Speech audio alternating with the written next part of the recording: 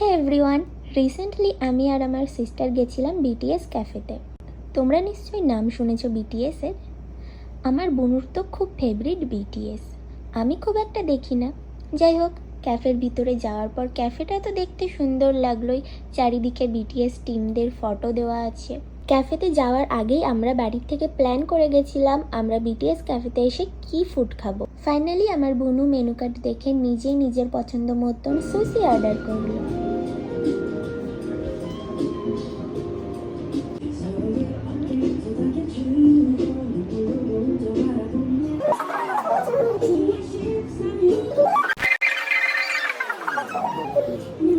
Sushi দেখতে মোটামুটি ভালোই লাগছিল, বাট খাওয়ার পরে আমাদের একদমই জঘন্য লেগেছে।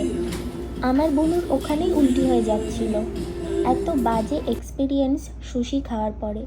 তোমাদের কাদের কাদের সুশি খাওয়ার পরে এরকম হয়েছে